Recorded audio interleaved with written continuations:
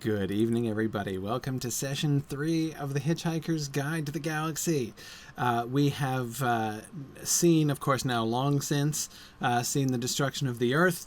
We have headed off into the further reaches of the galaxy as far as faraway and chiefly deserted Damagran and the government research facility thereon. And, of course, we have sampled the delights of Vogon poetry, concerning which we spent a fair amount of time last time. Tonight, we're going to begin with with some. So we've had some sort of nonsense poetry last time, and tonight we're going to start with some nonsense poetic criticism, which will be fun. So we're going to do that. Then we're going to move ahead and look at the Heart of Gold and get to the improbability drive and see how that gets kind of folded into the story. And along the way, we're going to be looking at some of the same issues with the tone of the narrator and Hitchhiker's Guide and all that stuff. So anyway, that's how unlikely is it that we will get to the improbability drive, asks Arthur. I think, well, I don't know what the odds are against it, but you'd have to see. I think we'll get to the improbability drive. I do, but we'll see. We won't get as far as Magrathea, but that's next time we will focus on the story at Magrathea. So, okay, all right. Good. I'm just double checking. I see somebody's not hearing me, making sure my audio is working, which it is. Good. All right. So before we begin, quickly, one quick announcement. And I made this announcement last night, but I wanted to repeat it again tonight. Just to remind you that Text Moot is coming up soon. Text Moot is 1 month from today exactly. It's on January 13th. But the reason, though, I want to announce it with some urgency is that we have to close registration like a couple weeks in advance of it. So the registration is only really going to be open until the end of the month. So we're getting down to the last couple weeks to register for Text Moot. So if you're thinking about coming, if you believe you can get yourself to Fort Worth, Texas, on Saturday the 13th for an awesome one-day conference, then I highly recommend that you do so. I'm looking forward to that. So, so just to remind you, there is a little bit of urgency attached to that, increasingly. So, cool. So that's my quick reminder here tonight. Let's go back to Vogon poetry now, and resume here. Oh, my title today is Don't Knock It. Of course, this, you may remember, is what Ford says to Arthur when they, sort of come to their senses in the hold of the Heart of Gold. And he says, see, I told you I would think of something, right? And Arthur says, oh, but the odds against that were astronomical, right? And Ford says, don't knock it. It worked, right? And that's kind of my theme in thinking about the improbability drive, right? Don't knock it. It worked.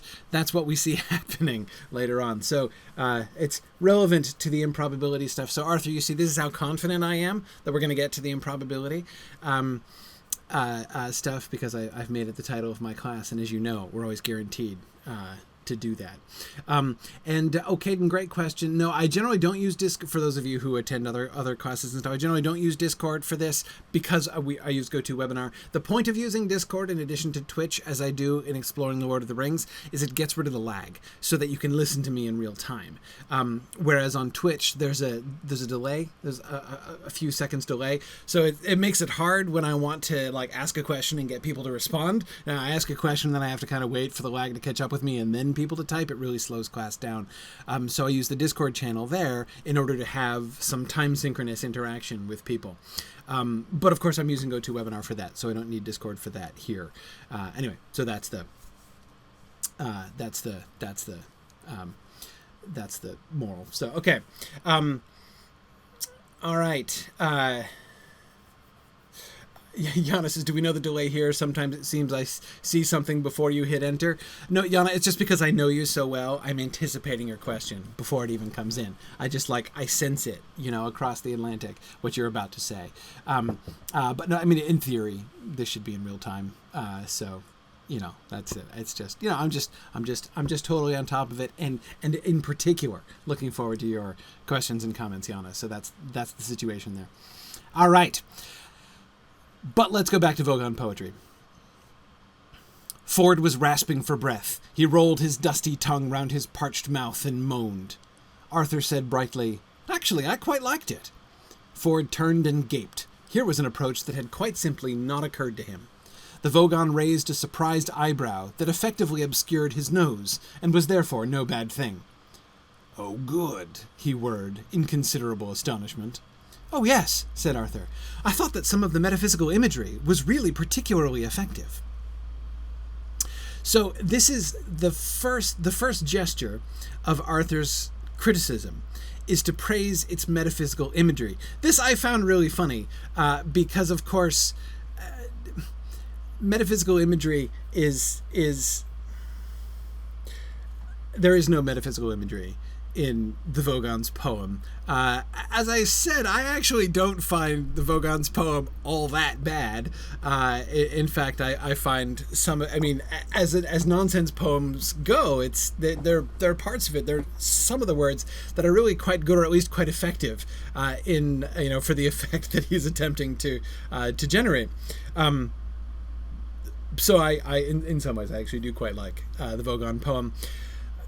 But there's no metaphysical imagery in it, and this is really fun. I mean, I don't know if this is in particular the joke that Adams was making, but of course the metaphysical poets, John Donne is the most famous of the metaphysical poets, but as an English teacher, nobody really, very few people understand what that means, right? Metaphysical poets or metaphysical imagery is sort of one of those things that students are kind of taught to say without really understanding. Most people will know. I mean, if you ask a student who has taken a good Brit Lit class, for instance, name a metaphysical poet, most of them can come up with John Donne as an example of metaphysical poetry. But also nobody knows what that means. What is metaphysical about it, particularly? But it's a really impressive sounding word, right? So that seems to be, of course, it's sort of no surprise to me that it's the first thing that Arthur kind of reaches for when he seems to be BSing. Patrick says it reminds him of every terrible attempt at responding to the more creative English classes I had to take. Again, Patrick, as somebody who taught many intro Brit Lit classes and English 101 classes in my day, I recognize this genre of Arthur's response here. But and Karita, I too love the jab at the ugliness of the Vogons there. This is in fact my favorite line about the physical appearance of the Vogons, because we're given, I mentioned this last time, we're given a few individual details, but we're not given any kind of cohesive description, right? We just get sort of tossed these interesting little kind of scraps, right? Like the fact that his nose is above his eyebrows. That doesn't really assist us in imagining what he looks like, but certainly conveys the idea of exactly how bizarrely formed the facial structure of the Vogons probably are. Yeah.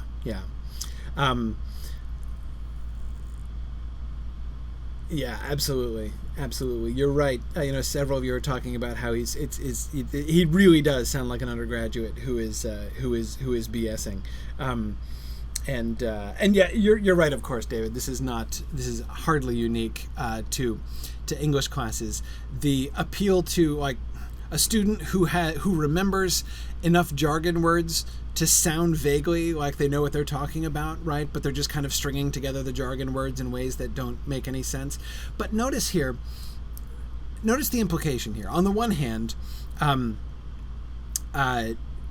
Ford is marveling at Arthur's idea, right? Here was an approach that had quite simply not occurred to him, right? To try to bluff their way out and pretend like they liked it and to make up stuff to say in praise of it. But of course, think about the implication for the Vogon and Arthur's conception of the Vogon, right? That he thinks that this praise is, because it's not, remember, it's not an English 101 professor that he's trying to appease, right? It's the Vogon poet that he's trying to appease.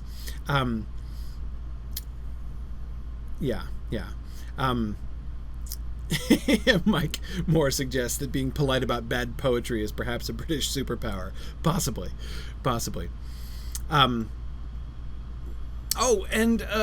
Interesting rhythmic devices, too, continued Arthur, which seemed to counterpoint the, he floundered. Ford leaped in to his rescue, hazarding, counterpoint the surrealism of the underlying metaphor of the, he floundered too, but Arthur was ready again. Humanity of the Vogonity, Ford hissed at him. Yes, Vogonity, sorry, of the poet's compassionate soul. Arthur felt he was on a homestretch now, which contrives through the medium of the verse structure to sublimate this, transcend that, and come to terms with the fundamental dichotomies of the other. He was reaching a triumphant crescendo. And one is left with a profound and vivid insight into, which suddenly gave out on him. Ford leaped in with the coup de grace. Into whatever it was the poem was about, he yelled. The use of increasingly sort of passionate and colorful language to describe he knows not what at all, right?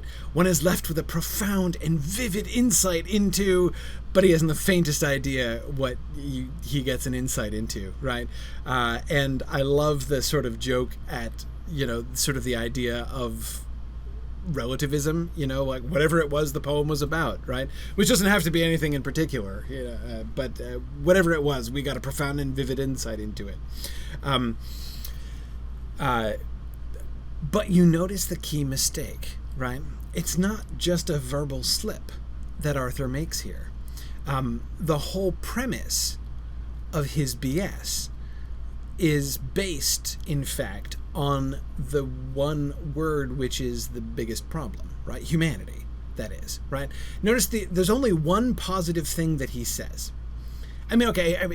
By positive, I mean like he actually says a concrete thing rather than just kind of vaguely blathering, like interesting rhythmic devices. Calling the rhythmic devices interesting doesn't really help much. What is interesting about them, right? What devices does he use? And of course, the idea that, as Ford is suggesting, that the rhythmic devices can counterpoint the surrealism of the underlying metaphor really just doesn't make any sense at all, right? Comparing the sound qualities of the poem on the one hand to the metaphorical properties of the poem on the other hand, right? That's all, again, almost as nonsensical as the poem itself. But there's one non-nonsensical thing that he says at the heart of all of this, right? When he leaps in to complete the surrealism of the underlying metaphor of so Arthur, what is the underlying metaphor of the poem, right? And he throws out there the humanity of the poet's compassionate soul, right? That is the one single concrete thing that he offers as actual analysis here. The rest of it, notice that the sort of enormously transparent emptiness of the rest of that, right? He gestures vaguely at the verse structure, right? Through the medium of the verse structure, to sublimate, transcend, and come to terms with the fundamental dichotomies, but he doesn't even have nouns for those things, right? He has no idea what is being sublimated, transcended, or which fundamental dichotomies he's talking about, right? So he's, that's what I mean when I say in those places he's not saying anything positive at all. Those are simply empty jargon words, including profound and vivid insight, right? Into, again, the vacuous vagueness of whatever it was the poem was about. Almost everything that they say is completely empty, except for the one thing, right? The humanity of the poet's compassionate soul.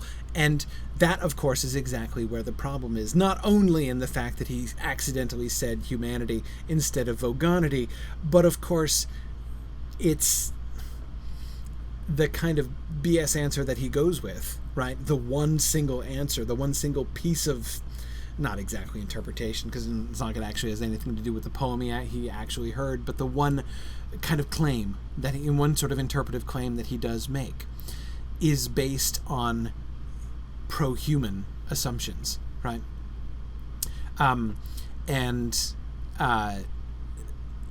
Of course, he's quite wrong. Exactly, Tony. Compassion is the one quality that the Vogons would despise. I mean, there's almost nothing he could have landed on.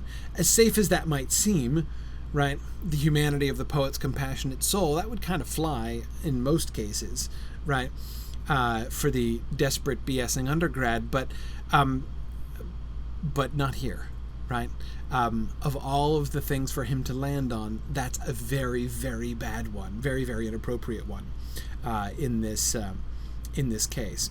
And Arthur, I can't help but think that there's a kind of symmetry here, right? The symmetry between the Vogon poem as, sort of a mockery of modern poetry to some extent, and Arthur's analysis as mockery of criticism. Yeah, exactly. I think that we can definitely see both of those things going on, and I am almost forced to that conclusion by what happens at the end, right? And notice the Vogon is listening, right? He's paying attention to the criticism that they're making, and he hears it. He hears the positive claim that Arthur makes. So what you're saying is that I write poetry because underneath my mean, callous, heartless exterior, I really just want to be loved, he said. He paused. Is that right? Ford laughed a nervous laugh. Well, I mean, yes, he said. Don't we all, deep down, The Vogon stood up. No, well, you're completely wrong, he said. I just write poetry to throw my mean, callous, heartless exterior into sharp relief. I'm going to throw you off the ship anyway. Guard, take the prisoners to number 3 airlock and throw them out. This is, ironically, their analysis doesn't work, not because it's poor analysis of the poem, not even because, again, they're using transparently empty words, and sort of catchphrases and jargon terms, but because they the claim that they make, which again he hears and understands, is incorrect, right? They have failed to understand. Now, would he not throw them out the airlock if they'd gotten it right? Right, if they had made a claim based, in fact, on vogonity instead of humanity? I think it's interesting, of course, that it's Ford here who, under cross-examination, is answering the question, is that right? Right? And says, yeah, don't we all deep down, don't we all want to be loved? And that's interesting to me. Exactly as Tony was just saying, it's interesting that Ford is just as clueless about how to handle the situation as Arthur. And one of the things that I come back to, again, which I've been pointing to since the beginning, one of the things which seems to me very consistent across this book is that even when the story is attempting to emphasize the alienness of things, right? The bizarreness of aliens, how, the whole, as we were talking about it, looking at the very first few paragraphs and thinking about the ways in which we seem to be being prompted to look past our human assumptions and our geocentric point of view, but nevertheless, everybody still kind of, at the end of the day, we all deep down, kind of think alike, right? And almost everybody that we meet seems to have sort of fundamental values and worldview that we can understand and that would sort of fit in. And it's not to say that it's the same as everybody on Earth and that everybody would agree with them, but Zaphod Beeblebrox is not completely different. He's not totally alien, right? He would fit in on Earth. Like, for instance, at a party in Islington, right? He would fit in. As long as he only had one head and two arms, or appeared to at the time, he would fit in perfectly well at an Islington flat party. And again, and that's true of almost everybody. Not quite the Vogons, right? The Vogons, in this sense, seem to be the ones that are different.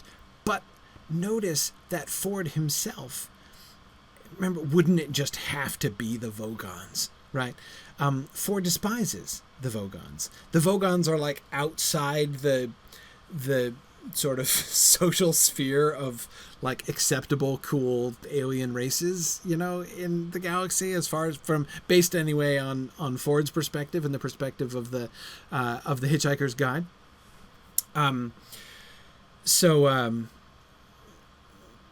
Anyway, it's an interesting test. Again, especially the fact that it's Ford here. It's an interesting testimony to this kind of baseline universality that we can see at work here. And as far as thinking about that, thinking about the significance of that, like, that is to say, how significant is that? Because there are two ways in which we could understand this, right? We could draw one of two conclusions about this fact that the aliens, howsoever alien they may look, whether they're like a super intelligent shade of the color blue or something, nevertheless seem to have the same kind of general cultural values and outlook that we have, as far as money and drinks and and all this and all the rest of it, sex. There's just very, very common cultural ground, and deep down everybody wants to be loved. One conclusion is that, well, this just shows that Douglas Adams isn't trying real hard when it comes to world building, right? That this is not really, he's not really making any thoroughgoing attempt to depict an alien society or an alien point of view. And I mean, I think that's right. I mean, I think it's fair to draw the conclusion that says, this is, that's not the highest priority in this book. That seems to me a perfectly fair conclusion to draw. But I don't think it's quite fair to say that that the book is merely casual in that, that this isn't significant, because I do think it's significant. And the reason I think it's significant is, as I've been saying since the first class, the way that we keep getting that being pushed in two directions, right?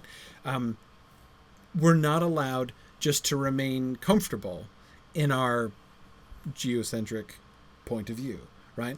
That the narrator especially keeps coming back and kind of, I don't know what, rebuking that, correcting that in some ways, such that I find that it's, although the sort of fundamental humanity of almost all of the aliens is something which seems to be a recurring theme, we're not allowed just to kind of forget that they're aliens entirely, right? This is, and if we think about it as just from an earthly point of view, we will sometimes stumble on things, as of course Arthur and Ford both are stumbling on the Vogons here. Yeah, good.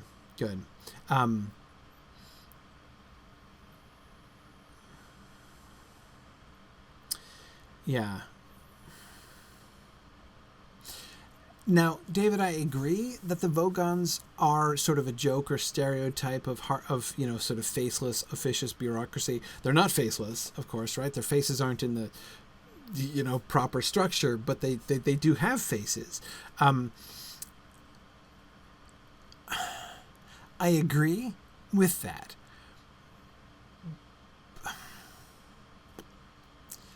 But even that, see, I don't know that we can... One possible direction we could take that, David, right, is to say, okay, the Vogons are evidence not that it's inappropriate to apply a basically human kind of cultural norm across the galaxy. It's just that everywhere there are some people who are kind of outside the human family and don't think like everybody else. Bureaucrats, for instance, right? So the Vogons are an example of that, that, and just as, of course, Mr. Prosser was an example back on Earth. But see, Mr. Prosser is... and Evan was just asking about this. Are we meant to be thinking about Mr. Prosser when we look at the Vogons? Evan, I think we are. I mean, the parallel between the Vogon the big yellow Vogon constructor fleet, and the bunch of bulldozers that shows up at Arthur's house is sufficiently clear that Prostetnik Vogon Jeltz is very plainly in the parallel position to Mr. Prosser. So I think we have to be thinking of him. But see, Evan, this is exactly where I keep coming back to. It's I can't be comfortable with just saying the point is that there's a few Vogons everywhere, right? Just as the Vogons among all of the races are these, sort of deviant, inhuman, or inhumane, both inhuman and inhumane, right? Bureaucrats. So there are people like that in every race, including humans. But Mr. Prosser wasn't like that. Mr. Prosser, we got to see into Mr. Prosser, right? And it's interesting thinking about the parallel between Mr. Prosser and Genghis Khan, right? On the one hand, he's paralleled genetically, right, with the great Khan, who, leads his screaming hairy hordes across Europe, and we get all those, sort of genetic visions that he has in his mind, right, and sort of semi memories, but the effect of that is not to say that Mr. Prosser is really, at least I can't see that the effect of that is to say that Mr. Prosser is, a heartless and heartlessly savage, conqueror who just loves to destroy things and would do things out of sheer bloody mindedness like a Vogon, right? Remember, the effect of the connection to Genghis Khan, I feel, is to reduce Mr. Prosser, right? He is comically unlike Genghis Khan. It's his differences from Genghis Khan that are constantly being referred to, right? And even the speeches that he's giving to Arthur to try to convince him to get out of the way of the bulldozer, right? That one move that he made, do you know how much damage this bulldozer would take if I rolled right over you? None at all, right? That's the Vogon line, right? That's the direction the Vogons would go, but he doesn't back it up, right? He can't go there. He's not Vogon-like. So again, when I put Mr. Prosser sort of next to Genghis Khan, as the text sort of compels me to do, it ends up making Mr. Prosser look not savage, not heartless, not cruel, but pitiful and even pitiable, right? As the poor guy, rolling his hat around his head because he has no idea what to do. So too, when I put Mr. Prosser up against Prostetnik Vogon Jeltz, I get the same effect, right? Mr. Prosser is downright lovable compared to Prostetnik Vogon Jeltz. And so, again, I can't see that the conclusion is there are Vogons everywhere. We saw that back on Earth because we didn't see that back on Earth. At the end of the day, Mr. Prosser just wants to be loved too, right? He is not knocking houses down with his bulldozer fleet in order to throw his mean, callous, heartless exterior into sharp relief, right? That's just not true. So, anyway, I'm trying to follow my train of thought back to where we came from here. The question that I've been thinking around here is, how significant is this? Where does this leave us? Or rather, what position is this book placing us? Because we can...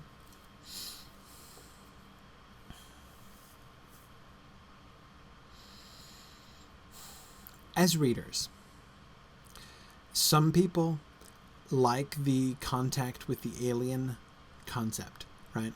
Some people like a book that gives them an encounter with a new world, right?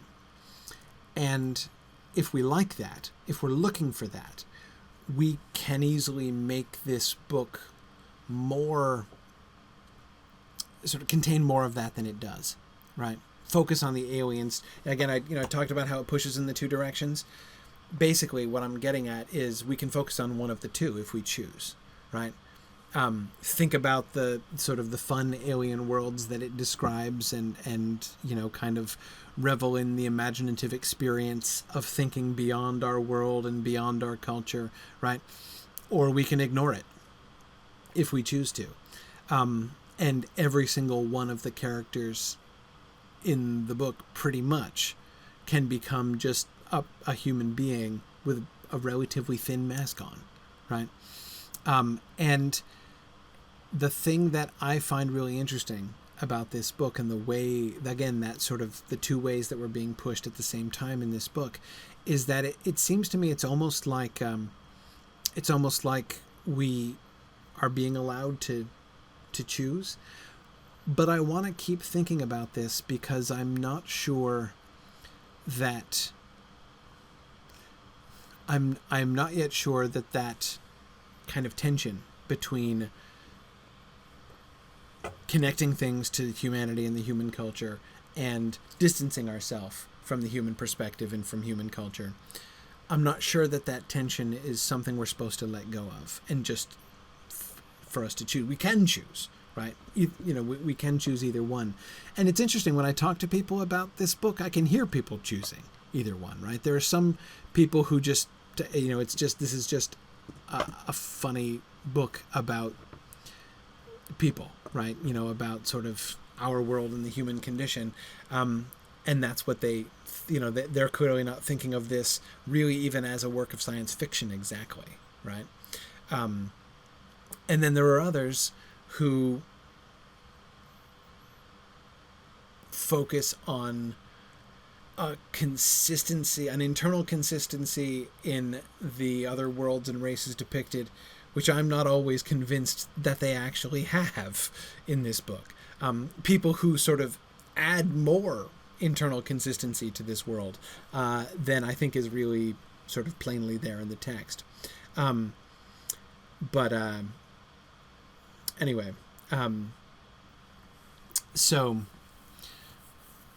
it's clear that kind of choice is able to be made, but I think it might be important that we resist kind of committing one way or the other.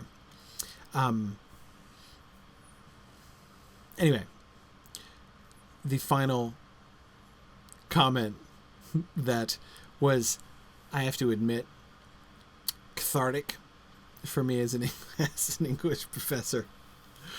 The guard grasped them both firmly round the neck, and bowing deferentially toward his captain's back, hoiked them both protesting out of the bridge. A steel door closed, and the captain was on his own again. He hummed quietly and mused to himself, lightly fingering his notebook of verses. He said, counterpoint the surrealism of the underlying metaphor. He considered this for a moment, and then closed the book with a grim smile. Death's too good for them, he said. I love this setup. How it seems like, he put on a show of like disbelieving what they said and saying they were totally wrong in their analysis. And then, his sort of contemplative repetition of that phrase, which is not quite the center of their analysis, but close to the center of their analysis, right? Counterpoint the surrealism of the underlying metaphor. Is he really buying it, right? And then, of course, his final comment there, death's too good for them, leads me to conclude that, no, it's not that he is briefly taken in or considering this as possibly an insightful piece of analysis of his poem, but rather that he is rolling around the phrase which he knows to be empty, and then condemning them for their BS. And Tony, I also really like the word hoikt as well. That's one of my favorite new words in the book, actually. Cool. All right. Let's go back to the narrator. I talked some about the narrator. One thing that I haven't talked about, and also I will admit I'm not representing it on my slides here, and I probably should. I think it's really just out of laziness that I haven't. And what I'm referring to, of course, is the italics. Now here, of course, we might get into some textual comparisons, though I notice that both my paper copy and my ebook copy of Hitchhiker's Guide are consistent in their use of italics here. That is those long italic sections in which the narrator is addressing us in a different mode than when he is merely narrating the events of the story, right?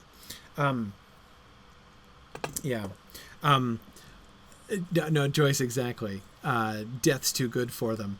I totally have felt that before. Okay, maybe not exactly that sentiment while grading papers, but sometimes only a slightly milder version of that, which, Joyce, I guess means that it's us, not bureaucrats, that are actually like the Vogons, I suppose, which is sobering. But still, I totally feel it. Anyway.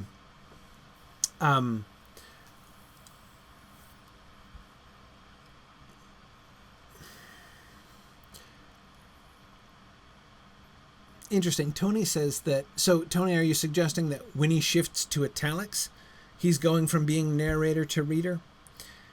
That's interesting because, of course, it's often when he is discussing the Hitchhiker's Guide, right? But not only when he's talking about the Hitchhiker's Guide.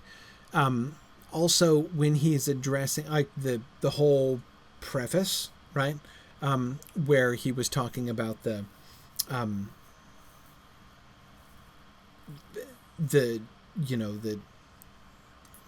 incorrect distances and the green pieces of paper, and how it was a bad move to come down out of the trees and all that stuff. That whole section is in italics as well.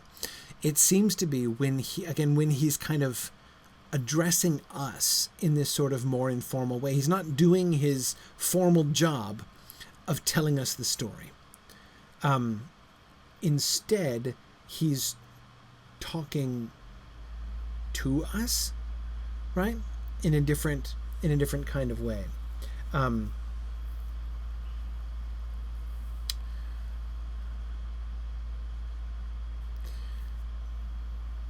Anyway, point is, this whole section is one of those sections, and I haven't been representing the italics just because when we're seeing it by itself out of context, a whole slide full of italics I find kind of annoying to read often. Anyway, The Hitchhiker's Guide to the Galaxy is a wholly remarkable book. It has been compiled and recompiled many times over many years and under many different editorships. It contains contributions from countless numbers of travelers and researchers. The introduction begins like this. Space, it says, is big. Really big. You just won't believe how vastly, hugely, mind-bogglingly big it is. I mean, you may think it's a long way down the road to the chemist, but that's just peanuts to space. Listen, and so on. After a while, the style settles down a bit, and it begins to tell you things you really need to know, like the fact that the fabulously beautiful planet Bethselemen is now so worried about the cumulative erosion by 10 billion visiting tourists a year that any net imbalance between the amount you eat and the amount you excrete while on the planet is surgically removed from your body weight when you leave. So every time you go to the lavatory, it is vitally important to get a receipt. To be fair, though, when confronted by the sheer enormity of the distances between the stars, better minds than the one responsible for the guide's introduction have faltered. Some invite you to consider for a moment a peanut in Reading and a small walnut in Johannesburg, and other such dizzying concepts. The simple truth is that interstellar distances will not fit into the human imagination. How would you describe the tone here? How would you describe the tone?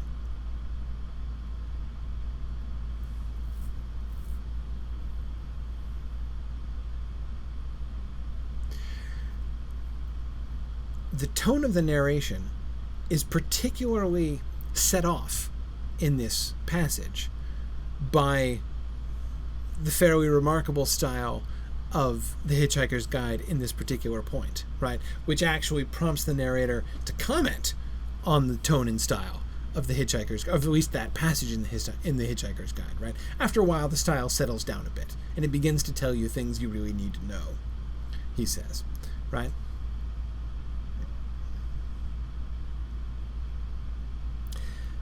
Condescending, Joyce, I agree. Scholarly, Stephen, yes. We've observed before that he likes explaining things, right?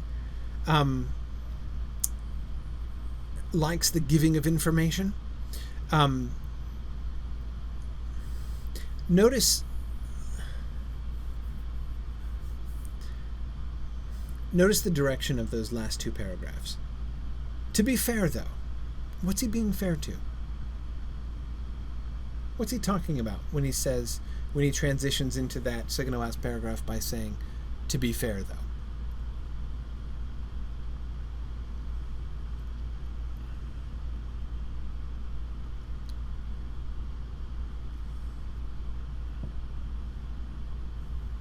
Yes, Yana and David, but to be fair to the guide, right? He's just criticized the guide, saying that the style kind of needs to settle down.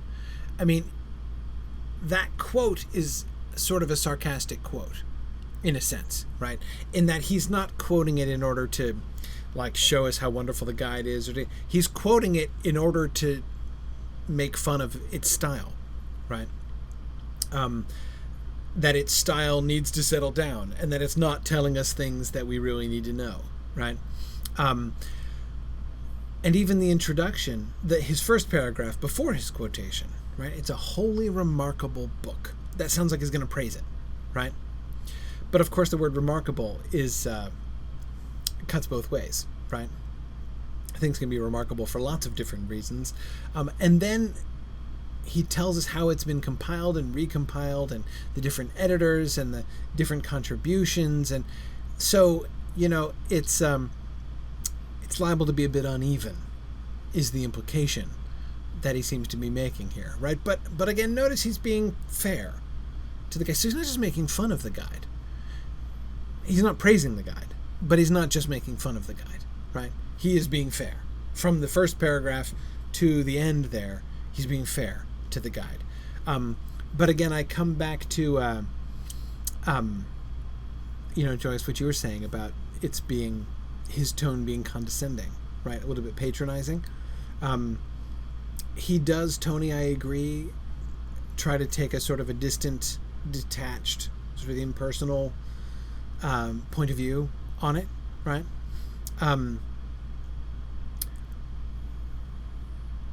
Yeah. And Maria, I agree that he is guiding us, right? But he's guiding us in a different way, and presumably towards a kind of a different end, right? The Hitchhiker's Guide to the Galaxy presumes that you are not only engaged in a particular kind of thing, right? Namely, interstellar travel on a tight budget, but also that you have a certain point of view, right? Which that is, so for instance, that you would want to know how to mix a pan-galactic gargle blaster, right? And of course, the fact that we're told that the Hitchhiker's Guide sells rather better than the Encyclopedia Galactica, which just gives us the sort of scientific definition of alcohol and explanation of its properties, right? Suggests that, of course, it connects with many people effectively, right? But again, what's the narrator, guiding us about, or to who is he talking to, right? And from what perspective? What is his frame of reference? Who is he, right? What's his relationship to this story? What's his relationship to us? And I don't mean this in a, Wizard of Oz kind of way. I mean, I don't mean this in the like who's the man behind the curtain kind of way. That is, if we trying to guess which character in the story might be the narrator is not what I'm getting at here. I'm not saying that it may be entirely impossible to do that. I'm only saying that's not sort of the game I'm talking about. I mean in general terms. Answering the question, I mean, if one were to say, like, oh, I think it's Ford Prefect or whatever, that wouldn't even answer the question to me. Like, okay, well, but so what? But then, okay, fine. What perspective is Ford Prefect taking? Like, what is his range of knowledge? What is his attitude towards us? What kind of book does he think he's writing? Right? And, of course, it's interesting to me that we are given, from fairly early on in the story, we're given these two different models. The Hitchhiker's Guide to the Galaxy on the one hand, and the Encyclopedia Galactica on the other hand. And we're clearly instructed to see the Encyclopedia Galactica as boring, right? Just full of information which most people don't really care about, whereas the Hitchhiker's Guide tells you stuff you really need to know, as he says here, right? And notice how he digresses in parentheses in order to pass on a particularly useful and colorful piece of information as an illustration of the kind of thing that we really need to know, right? But he didn't have to do that, right? So he seems to enjoy the kinds of details that the Hitchhiker's Guide has to offer, just as, for instance, he doesn't actually need to give us the full recipe for a pan-galactic gargle blaster, right? The point he was trying to make about the difference between the Hitchhiker's Guide and the Encyclopedia Galactica would have been equally well conveyed by merely telling us the Encyclopedia Galactica defines alcohol and tells us about its properties, whereas the Hitchhiker's Guide to the Galaxy tells you what the best drink in the universe is and how to mix it, right? And what volunteer organizations exist to help you recuperate afterwards. He could have just said that, right? But he didn't just say that, right? He went on and quoted the entire recipe. And here, he's not just said, after a while the style settles down and begins to tell you things you really need to know. To be fair, though, when confronted with the sheer enormity, he could have just gone on like that, right? But no, we need to digress and tell us about the fabulously beautiful planet Beth Seliman, and about, how you need to get a receipt in the lavatory every time you visit it on the planet, and for what reason. He's got to give us his colorful anecdote because he clearly likes those, right? And yet, although he is drawn to the things and enjoys sharing the things that the Hitchhiker's Guide shares, he's, as Joyce said, and I agree, he's condescending, not only towards us, but towards the guide itself, right? And his own tone, in a sense, sounds to me a little bit more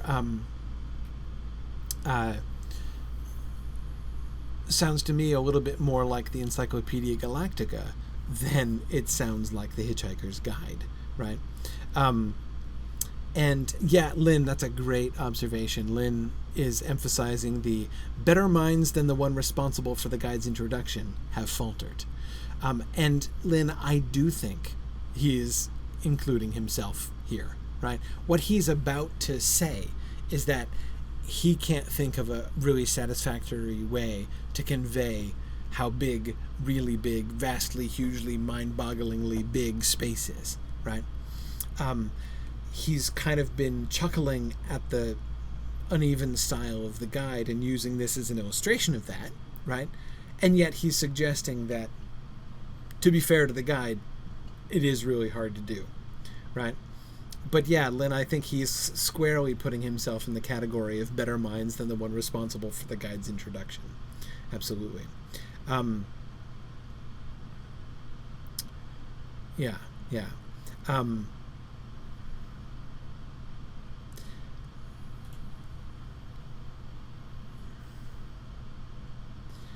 Several of you are pointing to human imagination.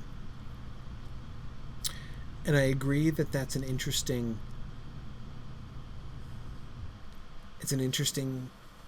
point, it's an interesting phrase, because it could be taken in one of a couple ways, right?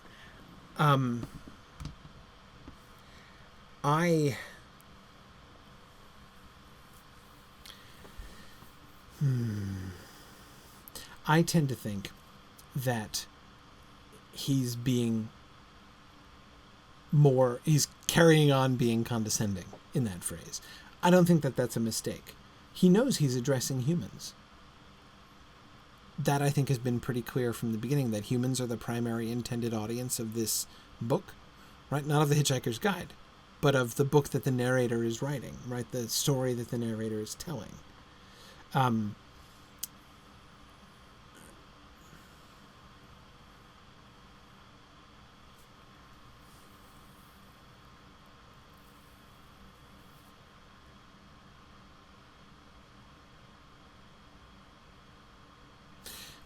Here's the interesting thing there.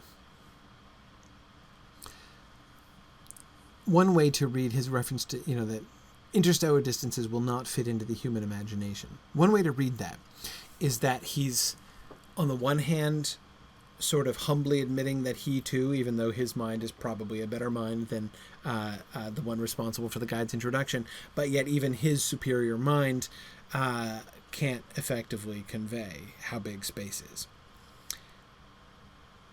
And yet he kind of lobs it back with some top spin at the very end. They will not fit into the human imagination. So maybe the problem isn't his mind.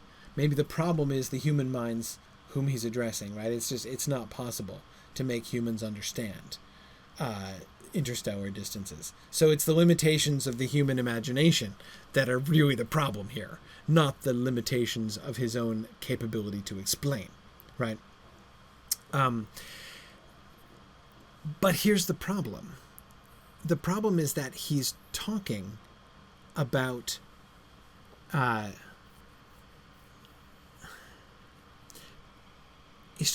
first paragraph of the Hitchhiker's Guide, which is clearly not, emphatically not, targeting humans, right? Targeting Earth. Remember, they barely had an entry for Earth, even. So it's clearly not only the human imagination that has a problem with it. Again, if he's being fair, the whole premise of his being fair to the Hitchhiker's Guide, to the uneven style of the Hitchhiker's Guide there, is the fact that it's just flat difficult to make anybody understand it. Because it's everybody, everybody in the galaxy, all the different races in the galaxy that the Hitchhiker's Guide is addressing. But it's that last line, the fact that he singles out human imagination in particular, that leads me to think his target audience is human. Because he's not saying interstellar distances will not fit into anybody's imagination. It's human imagination with which he is concerned. Not the guide, but him, the narrator. And Mike, exactly as you say, and a couple others were noting as well, even his brief attempt to explain it in the previous paragraph with the walnut and the peanut, in Reading and Johannesburg, those are Earth references, right? All of them, all four of them are Earth references. He's trying to explain to people, right?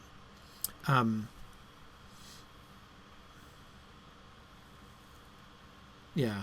And Marie, that's a really interesting point. Marie says that the guide starts out with what it probably considers very important, especially for a hitchhiker. The distances of space, right? And how vast it is, because you need to understand that as a framework for when you're setting out to hitchhike across the galaxy, or you need to understand what that means, right? But Maurice, it's really interesting that so the guide thinks this is important for hitchhikers, but the narrator kind of dismisses it, right, in a sense, suggesting that maybe we as humans aren't made to be hitchhikers. I think that's possible. Again, there seems to me to be a kind of consistency in like that. We humans have a hard time imagining this, and apparently so does everybody else, which is why The Hitchhiker's Guide starts with it. Yeah, but yeah.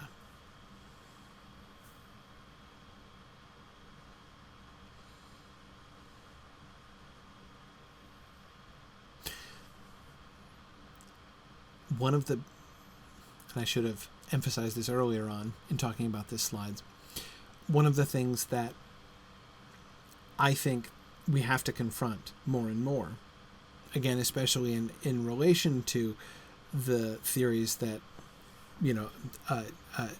we were talking about and a bunch of you were suggesting when we were discussing the opening paragraphs of the book.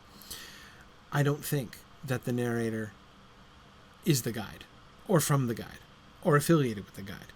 In fact, the more the narrator talks about the guide, the more the narrator seems to distance himself from the Hitchhiker's Guide to the Galaxy. Which is kind of interesting to me, especially since, again, as I said at the beginning, the fact that this book is titled The Hitchhiker's Guide to the Galaxy, the fact that the book that the narrator is writing is identified with the guide, right, by title, is interesting. Now, Druid's Fire is wondering if it does it tune into its audience like the Babelfish. I don't think so. But again, it doesn't even matter. The guide wouldn't talk about itself this way, right? If all we were getting, I might be convinced that the general narrative framework of this story was the Hitchhiker's Guide and the Hitchhiker's Guide sort of editorial team, if all we were getting was like Princess Irulan style quotations from the Hitchhiker's Guide framing the narrative, right? Sorry, Dune reference. For those of you who don't get it, we talked about Dune. Oh, goodness, that was a long time ago now. Wasn't it 2 years ago? Anyway, I'm talking about the epigrams at the beginning of each chapter of Dune, almost all of which are quotations from books written years later by Princess Irulan. We talked about them a lot in the Dune class. But anyway, we're not getting that, right? If that's all we got, if these italicized portions were just like excerpts from the Hitchhiker's Guide, then I would be ready to see the Hitchhiker's Guide itself as a framing mechanism, as a framing perspective on the story. But that is, to me, something closer to the opposite of what we get in this book. He is, the narrator is distancing himself from the guide. Yeah, and several of you are saying, Jonathan was just saying, and a couple of people had said earlier, that it sounds like a book reviewer. Yeah, well, I mean, he is reviewing the book, right? I mean, it's what we get, right? Instead of getting excerpts from the Hitchhiker's Guide, we get a review of the Hitchhiker's Guide. And it's not all that we get, though, right? It's not just a review of the Hitchhiker's Guide. Reviewing the Hitchhiker's Guide is one of the things that our narrator does, as well as present us with information. What's the point of this passage, right? The point of this passage is the narrator finally coming around to saying, I can't really effectively convey to you the interstellar distances. They won't fit into the human imagination. He only brings up the Hitchhiker's Guide and makes this comment on its introduction in order to set that up, right? His review of the guide is a means to his end, what he is trying to convey and what he wants to emphasize to us, the information. He's going to pause his story and give us an aside, just like he has on several other occasions, right? He's nosy that way. Nosy's not the right word. He's intrusive, the narrator. That's what I mean, right? He keeps interrupting the story, right? He keeps setting the story aside in order to lecture us about stuff, right? Whether it's our own planet, as in the very beginning, right? Or other things here are the Babelfish, the Babelfish we mostly get from the quotation in the Hitchhiker's Guide. But the 3 worst kinds of poetry, another example off the top of my head, right? Vogon poetry is, of course, the 3rd worst poetry. Joyce, hear that note of condescension again in the of course, right? Is, of course, right? All well-informed people like me know that Vogon poetry is the 3rd worst in the entire galaxy. Very authoritative, right? Very certain of himself, but kindly willing to impart to us, because we're human, because we're noobs, right? Because we don't know anything about the rest of the galaxy. We need to have all this stuff explained to us, right?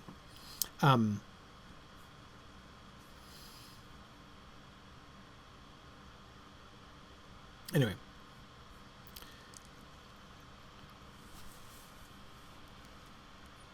I love this passage. The Encyclopedia Galactica defines a robot as a mechanical apparatus designed to do the work of a man.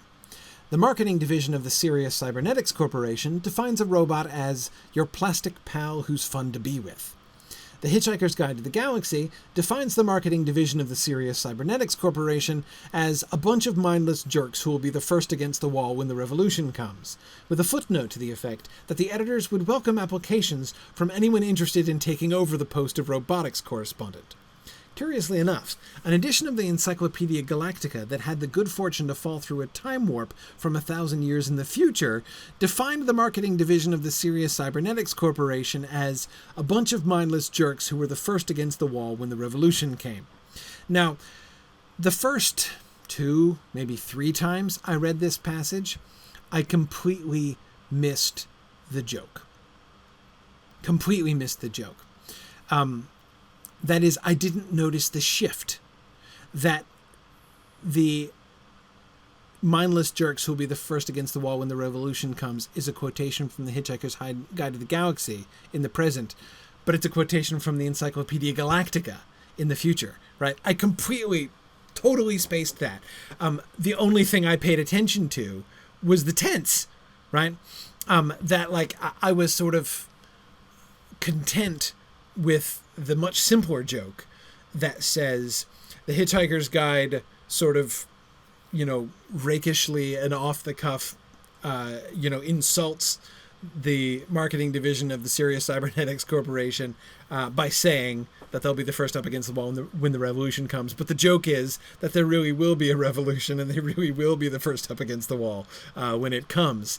I'm like, okay, that was funny. But the much funnier thing that I failed to notice the first, as I say, 2, 3 at least times I read this book, was the shift that it's the Encyclopedia Galactica, not the Hitchhiker's Guide, which 1,000 years from now is going to be using exactly the same words that the Hitchhiker's Guide uses in the present. Think of the difference between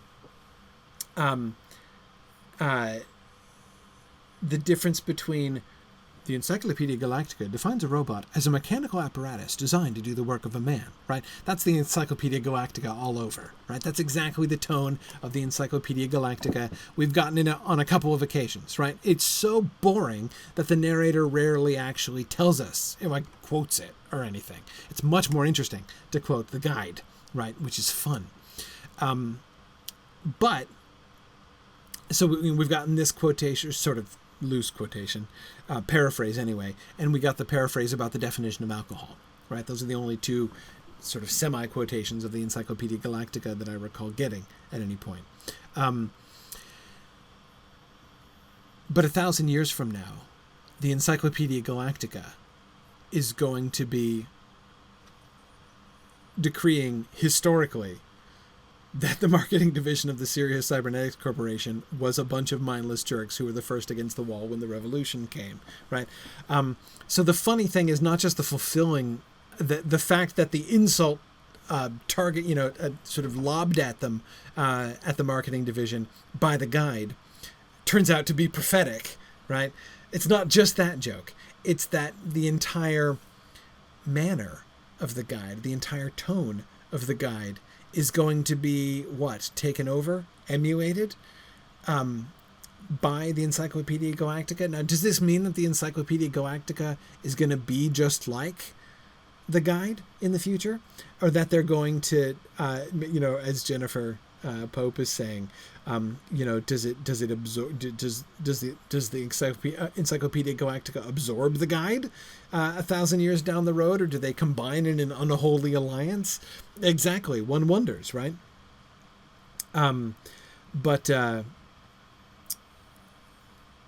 But yeah, Mike, at the very least, it does seem to suggest that it's going to take the Encyclopedia Galactica 1,000 years to get as hip as the guide is right now, right?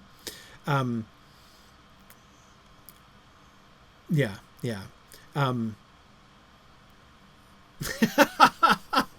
That's great. Tom McCarthy says the Encyclopedia Galactica is the book that Morgenstern actually wrote, and the guide is the grandfather's reading of The Princess Bride. I like that. Yeah. And Tony, again, I think that part of the joke is that you'd think that the most important element, historically speaking, in this whole transaction is the revolution, right? Wait, there's actually going to be a revolution? Who's revolting against whom, right? And under what circumstances, and what's going to happen? But no, we know nothing about that at all, right? Which is funny. Yeah. Now, Kate, that is an interesting possibility that Kate Neville is suggesting that perhaps the encyclopedia has not, in fact, grown more hip, but rather is quoting the revolutionaries, right, who were either from the guide or quoting the guide, right, that it has become now the sort of the well-known sort of historical mantra of the revolutionaries. That seems possible. Yeah.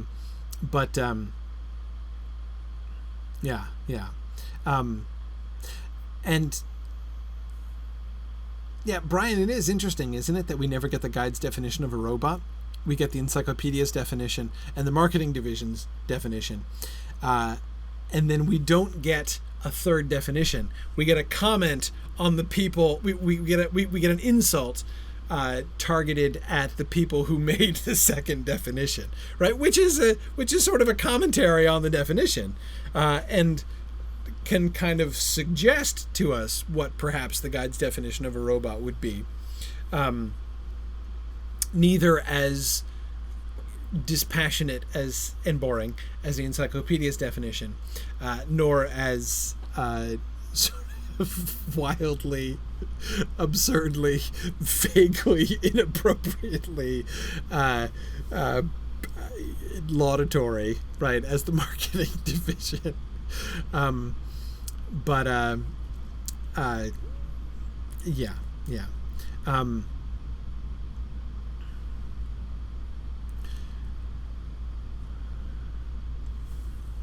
Yeah, Yana, it is possible that the guide's definition is something like those that will put the jerks against the wall when the revolution comes. But that's if the robots are, in fact, the ones who are making the revolution. Now, meeting Marvin, that seems possible in one sense, right? But I think it's just as likely that the revolution is going to be led by the editorial team of the Hitchhiker's Guide to the Galaxy than it is to be led by the robots themselves. Yeah.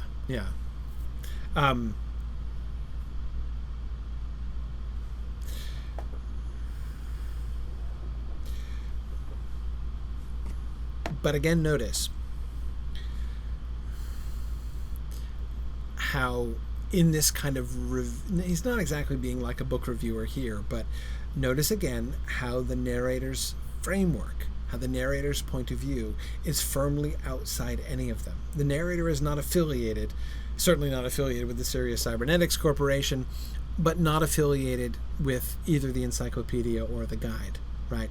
He is an objective commentator upon both.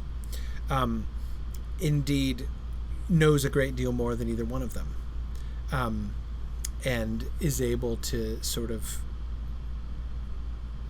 guide us, right, in our reactions to both of these works. So again, who is the narrator? Let me tell you one of the reasons why I keep coming back to this. I keep coming back to this because to me this is a really important question to figure out in order for me to understand where I stand as reader in this story, right?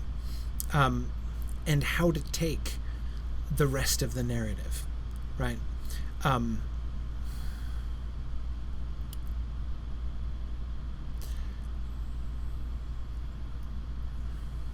Let me give I'm going to try to do this really, really briefly. I'm sure I've talked before about Chaucer's Unreliable Narrator. And I remember, and I think it was here in this context, in the Hitchhiker's Guide context, talking about the Canterbury Tales and the way that Chaucer does the different narrators interacting and the different levels of their narrative and stuff like that. The relevant thing is that Chaucer tells the story, the frame tale of the Canterbury Tales mind, right? He tells the story of the pilgrims who are going to Canterbury, not from a completely invisible, omniscient point of view, just telling us the facts about what happened. He makes himself a character in the story, makes it a first-person account, right? He's a character in the story. He's one of the pilgrims. But he kind of has his own name and sounds a lot like himself, so it's really easy to kind of forget that he's just a character in the story. But when you pay attention to the narrator, it has an impact for me, and the more I pay attention to Chaucer's narrator, the more serious is the impact that it has. And this is true not just in the Canterbury Tales, where his involvement is more transparent, in the sense that, again, he's literally a character in the story, but even in other Chaucerian works like Troilus and Crusade, where the narrator, I believe, is, again, a fairly discrete character on his own right. When you listen to the character, when you listen to these narrative asides, right, and you begin to get a sense of where the narrator is coming from and how he's treating you as a reader and what his own attitude is, it helps us to contextualize some of the things that he says, right? I called Chaucer's narrator unreliable. I'm not a huge fan of that phrase, unreliable narrator. I mean, it kind of works, or at least it, because here's the reason I'm not a big fan of that phrase is that I think it's an insufficient description of the phenomenon that I'm talking about. That is to say, it's the problem isn't just that you can't trust the narrator and what the narrator says.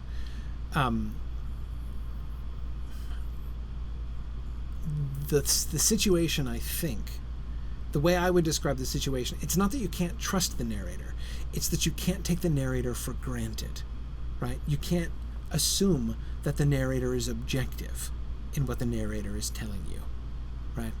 Again, it doesn't mean he's untrustworthy necessarily. It just means that he has a particular point of view, possibly even an axe to grind. Certainly his own foibles and weaknesses that come through, right? And so therefore, we can't necessarily, we have to remember that when we're looking, when we ask questions like, what is this, like thinking about the depictions of humanity and voganity and Mr. Prosser and Genghis Khan and all the sort of those things we were talking about earlier, the question about world building and consistency and all that stuff, and the way this whole story is depicted and treated. The narrator of this story is sufficiently intrusive, sufficiently insistent in his own voice, in breaking in and addressing us in his own voice, that I feel the need, when it shifts from italics back into regular print, right? And we're now just back into the objective narrative. The more he shifts, the more italics we get throughout the story, the more uneasy I get in just ignoring him when we're not in italics. Do you see what I mean?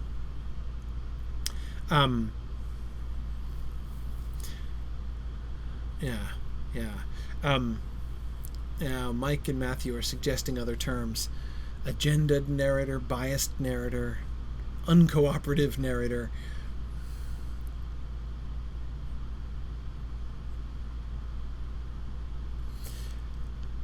I'm gonna go with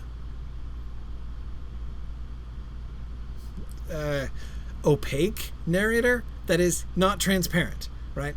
The narrator is not merely a glass through which we see this. He's just a window through which we see the story unfolding before us, right? He is a medium through which the story is being, well, not filtered exactly. That suggests bias, and I'm not necessarily it's not necessarily about bias.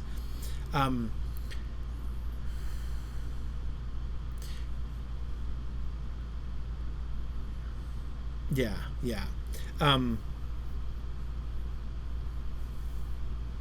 Yeah, Jennifer, Agatha Christie's story with the famously unreliable narrator is a really great example. But see, that narrator is unreliable in the sense that the narrator tells you some things which are not necessarily true, or leads you to believe things which are not necessarily accurate, right? So that's more classically unreliable, right? Now, I agree, Patricia, opinionated narrator is true, though that it's not always the case, and I'm not sure. This narrator is opinionated, right? He clearly approves of some things and disapproves of other things. We can see characters of his own personality. I keep saying his, by the way, because I need a singular pronoun, and Douglas Adams is male, so I'm saying his. But I don't recall any positive reason to think the narrator masculine, necessarily. Anyway, I'm trying to explain what I'm trying to get at here with the narrator and why I'm so interested in these passages, and the relationship between the narrator and the guide, the narrator and us, and the narrator ultimately in the story, right?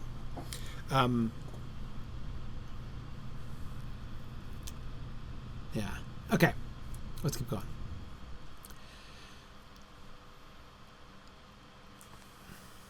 Let's talk about the robots. In the corner, the robot's head swung up sharply, but then wobbled about. This is Marvin, of course. But then wobbled about imperceptibly. It pulled itself up to its feet, as if it was about 5 pounds heavier than it actually was, and made what an outside observer would have thought was a heroic effort to cross the room. It stopped in front of Trillian and seemed to stare through her left shoulder. "I think you ought to know I'm feeling very depressed," it said. Its voice was low and hopeless. "Oh, God," muttered Zaphod, and slumped into a seat. "Well," said Trillian in a bright, compassionate tone, "here's something to occupy you, and keep your mind off things." "It won't work," droned Marvin. I have an exceptionally large mind." Yeah, Tony, I think I also hear Stephen Fry's voice, so that's the other reason I think why I'm using a masculine pronoun and talking about the narrator.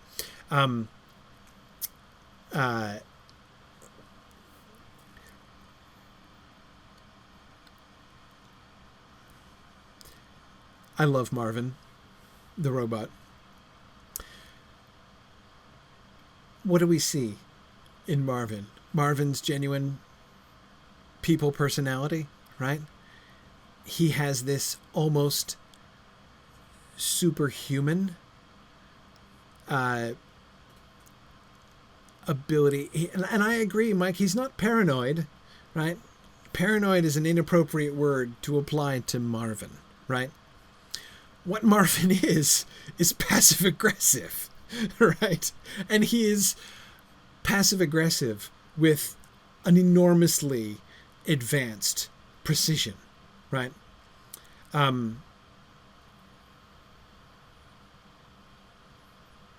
Yeah.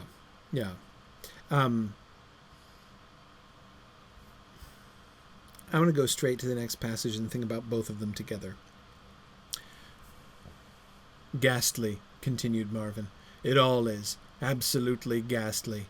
Just don't even talk about it. Look at this door," he said, stepping through it. The irony circuits cut into his voice modulator as he mimicked the style of the sales brochure. "All the doors in this spaceship have a cheerful and sunny disposition. It is their pleasure to open for you, and their satisfaction to close again, with the knowledge of a job well done.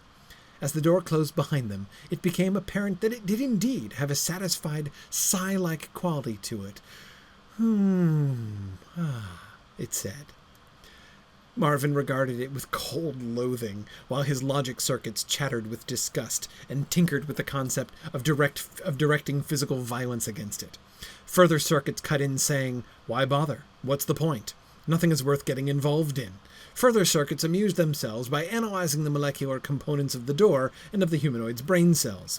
For a quick encore, they measured the level of hydrogen emissions in the surrounding cubic parsec of space and then shut down again in boredom.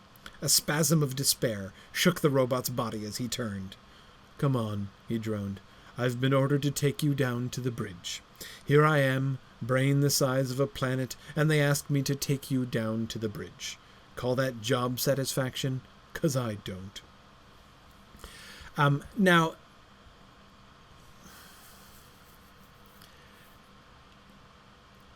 notice the irony of Marvin's position, right? On the one hand, Marvin clearly has a genuine people personality, right?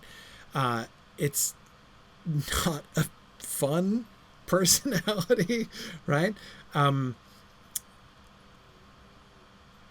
you'd think, by the way, that perhaps the programming division of the Sirius Cybernetics Corporation might be even sooner up against the wall than the marketing division, right? After all, the marketing division didn't invent this stuff.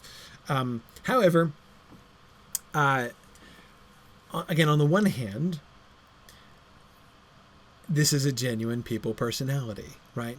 He's depressed, and he's passive-aggressive, right? At the same time, it's not a people personality, right? Why is he depressed? Why? Like, what depresses him? That paragraph in the middle there.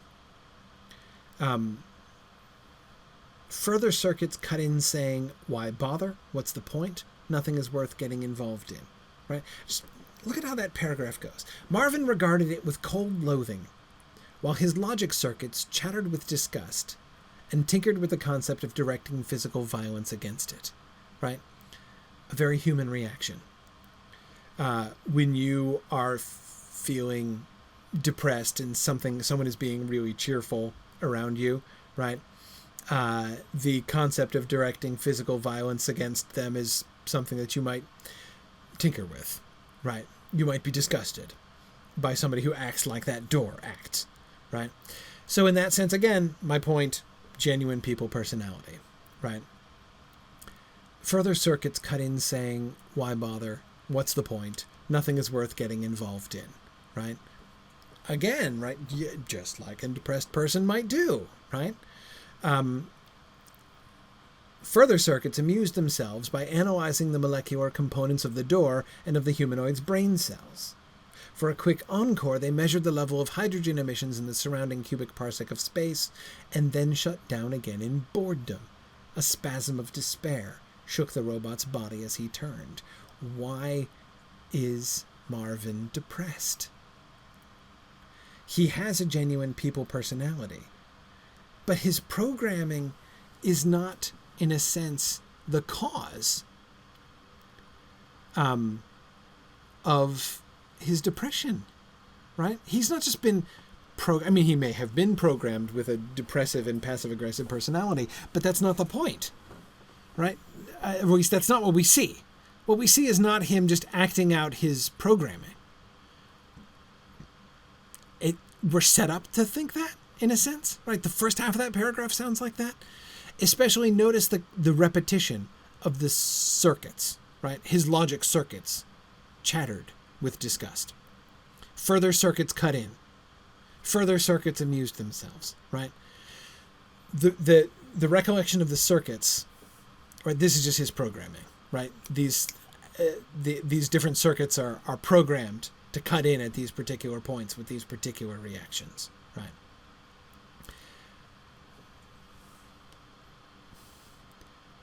But his depression is his despair has a cause in his own experience, not just in his programming.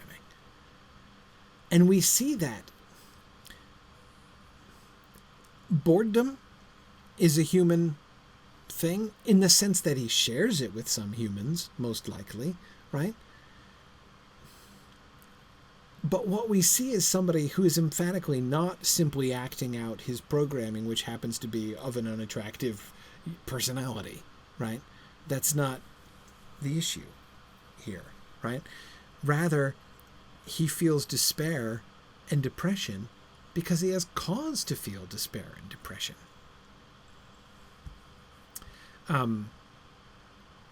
Yeah, he's underappreciated, he's bored and underutilized, has no self-actualization.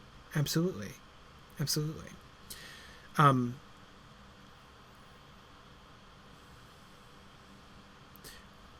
So what's the effect of Marvin, then? Notice,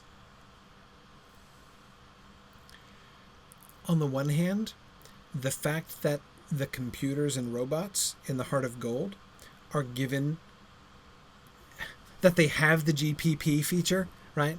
Which I love that we're introduced to the abbreviation first, right?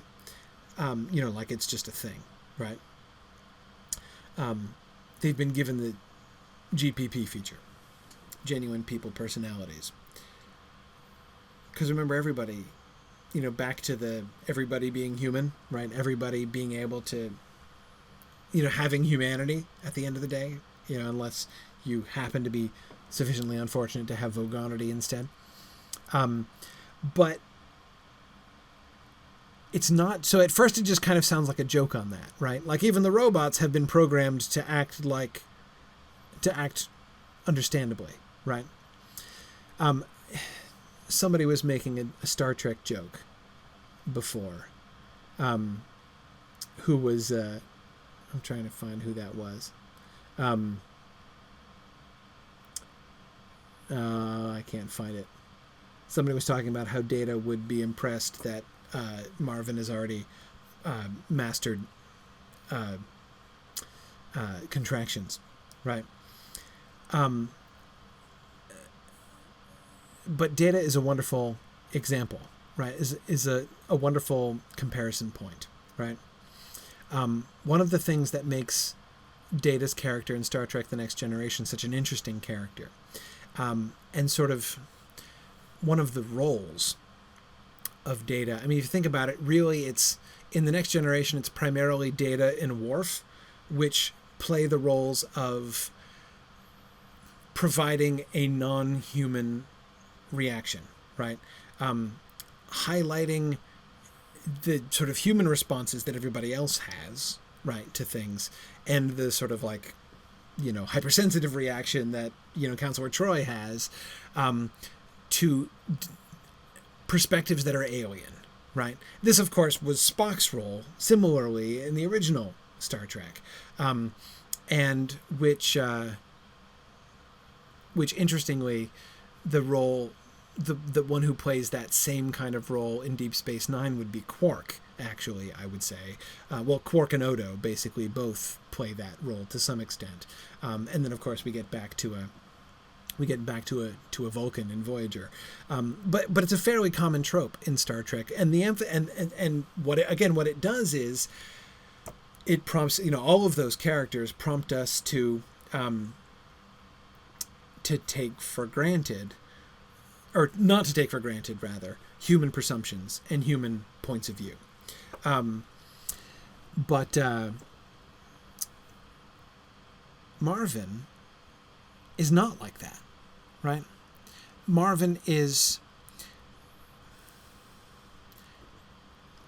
the first impression, based on the literature of the marketing division of the Sirius Cybernetics Corporation, is that Marvin is almost the opposite of that, right? Marvin has been programmed with a genuine people personality, so he has been programmed to respond to things like a real person would, right? And at first it sounds like the joke is simply that, yes, on the one hand, he has a genuine people personality, but on the other hand, it's not a very adaptive people person. Like, why would you program, a depressed and depressing robot, right? And again, but you can't get away from the passive aggression. I think it's really, even more than depression. I think the passive aggression is really the root of Marvin's personality, right? I'd hate to think I'm getting you down at all, right?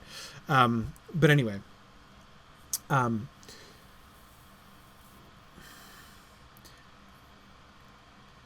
that's not the joke. And that's not Marvin's role in the end. When we look at Marvin closely, what we see is he's not a person, right? He does, in fact, in a different way, give us that Data Spock point of view on things, right? We do see in Marvin one of the only consistent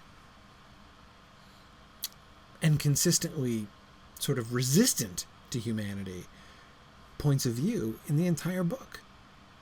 Everybody else kind of sees things alike. Marvin, again, yeah, we can relate to, we can see, again, genuine people personality. It's not like he's completely inhuman, and yet his problems are inhuman, right? He wouldn't be nearly so depressed if he were a person. His problem is that he is a robot, that he is a computer, that he does have a brain the size of a planet, right? If he didn't have a brain the size of a planet, then maybe he would call taking them down to the bridge job satisfaction, right? Remember, Trillian suggests it, right? Going back to the previous passage.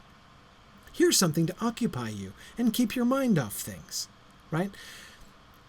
Trillian is being kind to Marvin, right? Zaphod makes no attempt to be kind to Marvin, right? Zaphod is just annoyed by all of the computers on the Heart of Gold, right? Especially the onboard computer, but Marvin as well, right?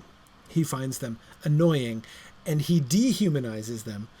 Well, I was about to say he dehumanizes them by not treating them with any dignity or respect or sensitivity at all, but then again, he doesn't really treat anybody with dignity or respect, so I suppose it's consistent.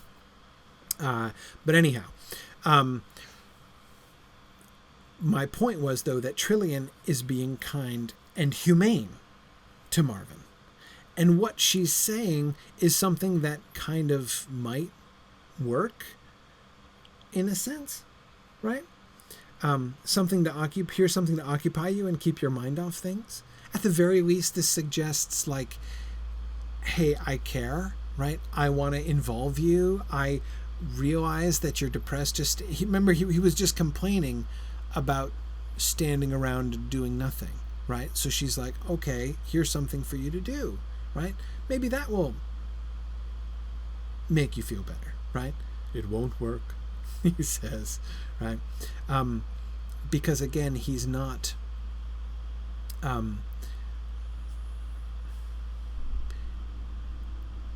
he's not human, right?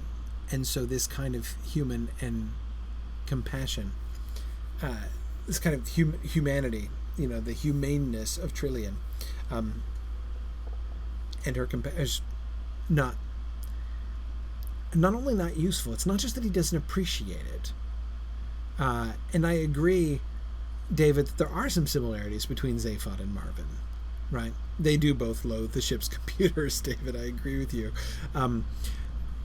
But anyway, yeah, Stephen, I agree. The problem is you can't give him enough to occupy his mind. And he knows it, right?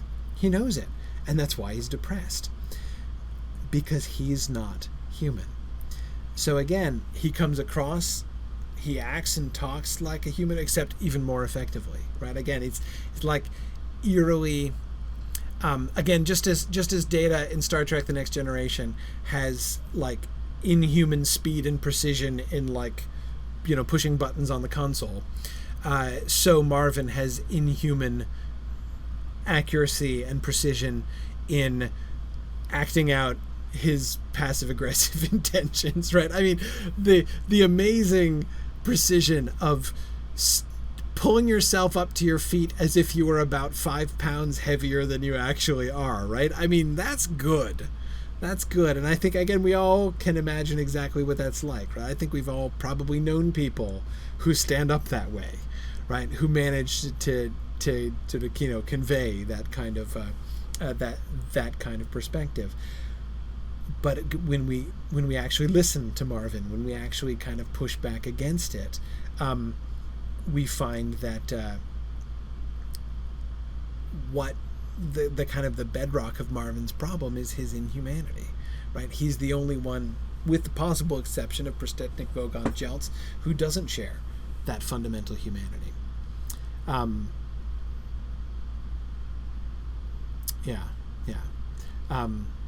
Yeah, exactly, Brian. He is quite good at bringing other people down, and he knows it, right? And the effect that he's having.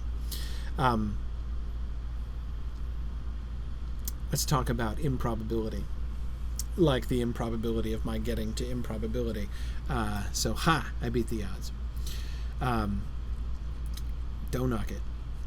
The Hitchhiker's Guide to the Galaxy, here's our narrator again.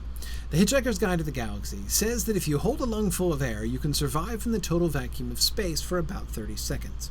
However, it does go on to say that what with space being the mind-boggling size it is, the chances of getting picked up by another ship within those 30 seconds are 2 to the power of 276,709 to 1 against. Pause for a second, just again to notice the tone there. Ooh, wow, James, great point.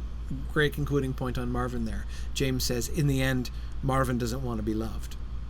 I agree. He doesn't want to be loved. But anyway, wonderful point. Notice the tone here. The Hitchhiker's Guide to the Galaxy says that if you hold a lungful of air, you can survive. However, right, it does go on to say that what with space... Okay.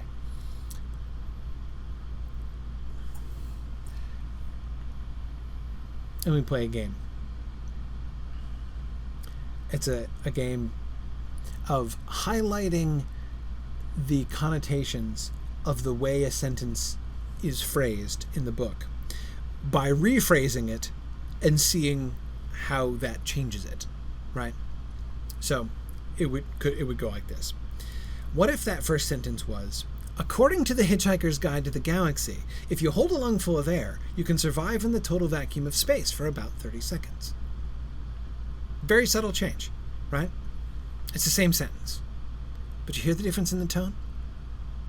If you say, according to the Hitchhiker's Guide, if you hold a lungful of air,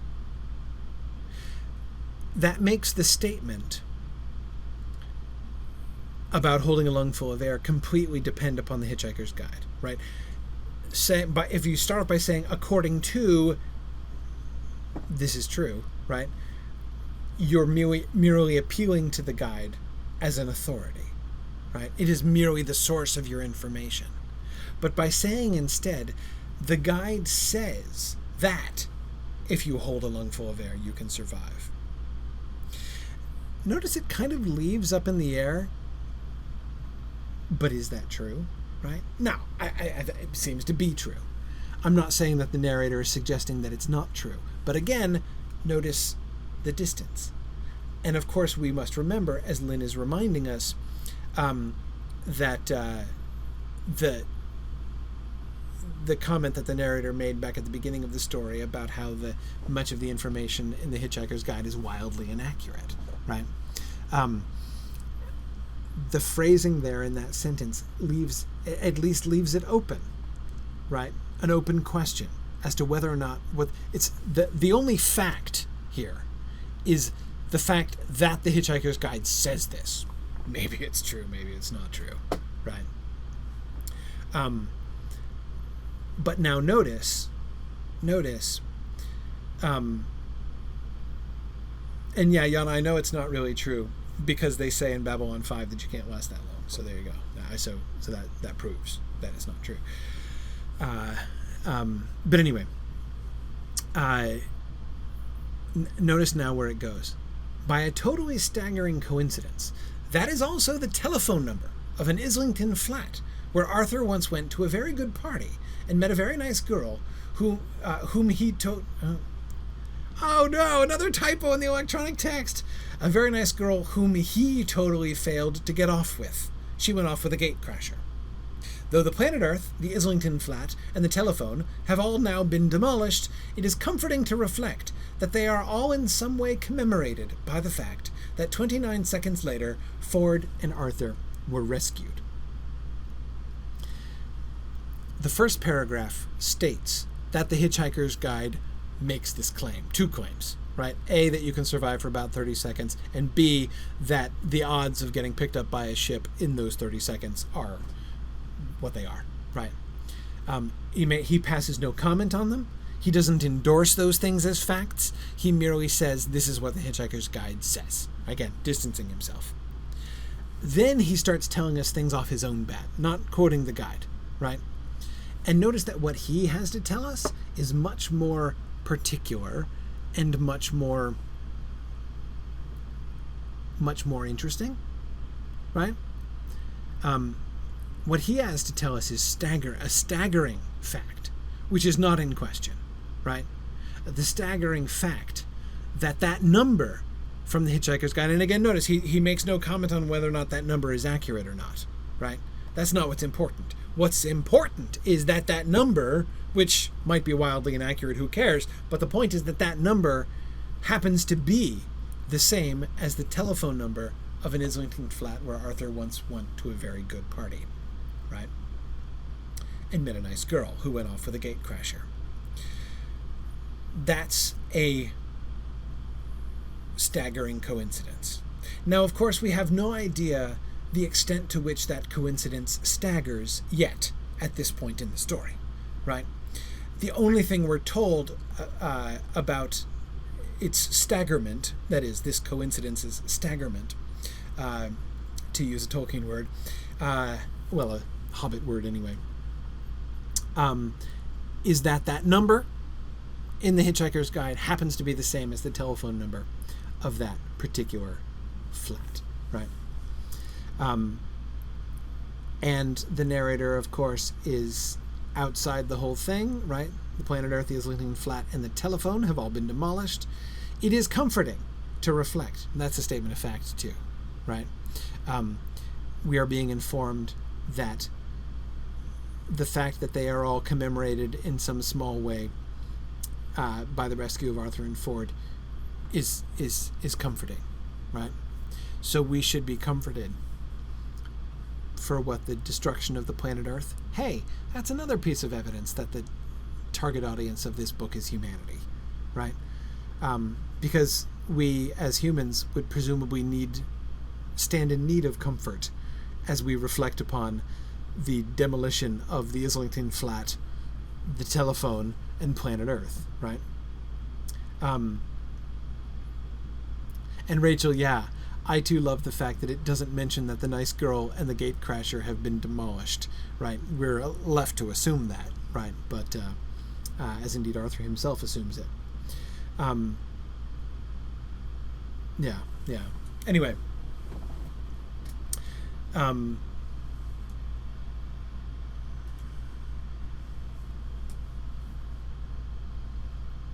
let's keep going. Arthur and Ford,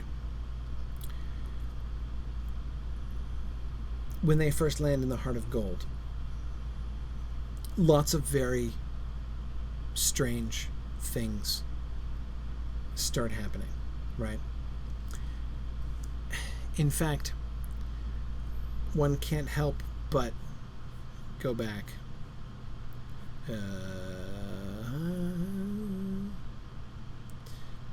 And recall the point in Ford's BS that Prostechnik Vogon Jeltz repeated to himself, the surrealism of the underlying metaphor, right? As surrealism is exactly what they encounter after they're thrown out the airlock by Prostechnik Vogon Jeltz and end up in the Heart of Gold, right? I don't know what the underlying metaphor is, necessarily. And if it has anything to do with the fundamental humanity or vogonity of things. But anyway, Stephen Walters points out that we shouldn't theoretically need any comfort for the destruction of the earth, since we're going to be demolished as well, right? Since we are not Arthur Dent, nor are we Trillian, so that's it for us then. We're wisps of ozone, presumably. That's the joke, right, Stephen? That's the thing that I find so amusing and interesting about the frame of the narrator, is that as we look at it, we find he's addressing people who are theoretically destroyed, right? He has no audience. This story that he's telling is about how his intended audience was destroyed and doesn't exist anymore, right? Anyway, as Arthur and Ford are experiencing the surrealism of the underlying metaphor. "Good God," said Arthur. "It looks just like the seafront at Southend." "Hell, I'm relieved to hear you say that," said Ford. "Why?" "Because I thought I must be going mad." "Perhaps you are. Perhaps you only thought I said it." Ford thought about this. "Well, did you say it or didn't you?" he asked. "I think so," said Arthur. "Well, perhaps we're both going mad." "Yes," said Arthur. "We'd be mad, all things considered, to think this was Southend." "Well, do you think this is Southend?" "Oh, yes." "So do I. Therefore, we must be mad. Nice day for it." Madness, reason, surrealism, right? I found this a really interesting conversation in the context of the surrealism of the improbability drive, right? The manifestation of, so that there are the two different zones in the Heart of Gold.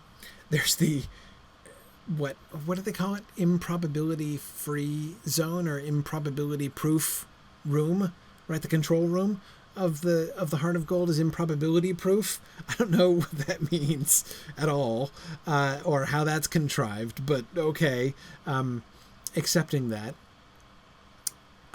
we're first introduced to the Heart of Gold in the not improbability proof section, right?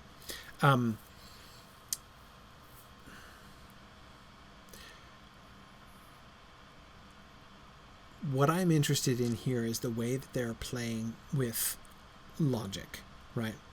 What is madness? And what is ultimately what we're going to be coming up against in these following chapters, as the chapters get quite short in this part of the book. In the coming chapters, as they enter into the Heart of Gold here, is the question of what is impossible, right? What is impossible? And what is merely very, very, very improbable? And they're sort of, I mean, again, this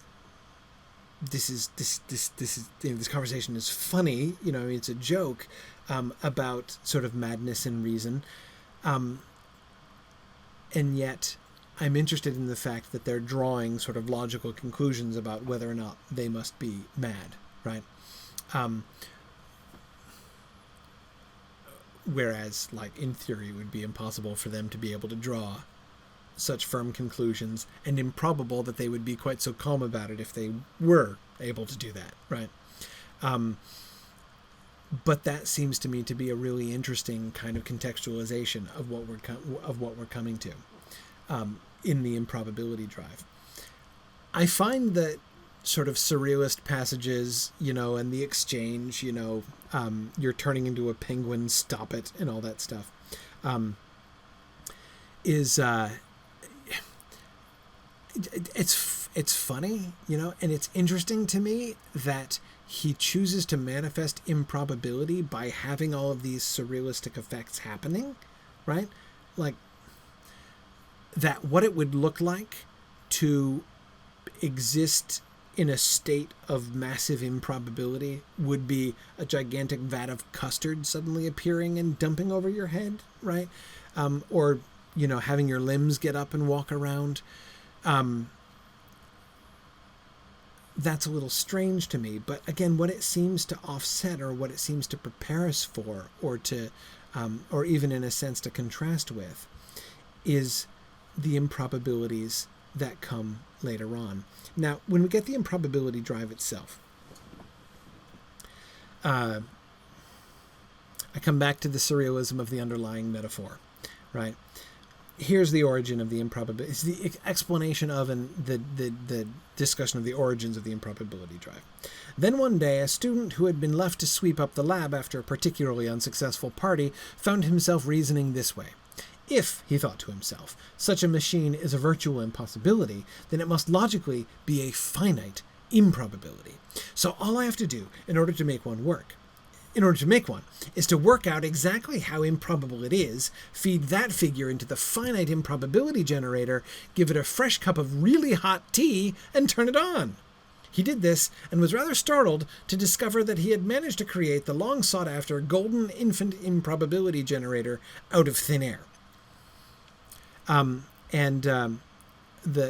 operative phrase here, I think, would be thin air, right? The improbability drive is not explained at all. There's no gesture towards explaining it, right? His explanation of its origins, I feel like just in case you were briefly taking him seriously about impossibility versus finite improbabilities, right?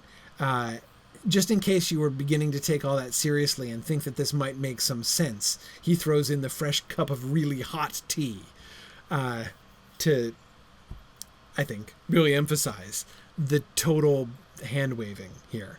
In fact, his description of this machine and how it works is about as earnest and effective as Arthur and Ford's analysis of Prostetnik Vogon Jeltz's poem, right?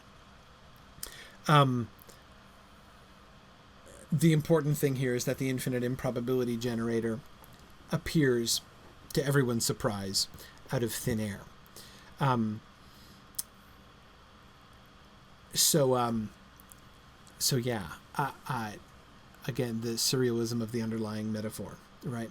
The improbability drive seems to be an underlying metaphor strongly connected with surrealism, right? Because all of that stuff, the penguins, the custard, everything else that is happening, and I love it. It's really a fun nonsense passage, right? Just like a fun nonsense poem, right? All that stuff is entertaining. But then we come down to the really serious improbability. And the really serious improbability is the narrative improbability, right?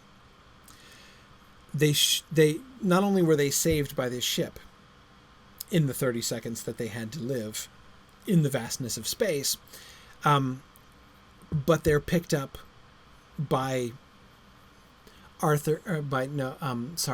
Ford's, what's the word? What's the prefix they put before cousin? I'm forgetting. I'm blanking on he's his what cousin? His semi-cousin. Thank you. Yeah, semi-cousin.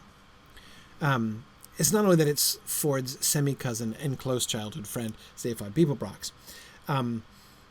That's only and we see Ford's amazement, right? The 5 different expressions of surprise and amazement that are trying to cross his face at the same time, right? Ford's transport of joy and delight and surprise at the astounding coincidence that he was not only saved from death, but saved from death by somebody that he knows, right? And is really close to.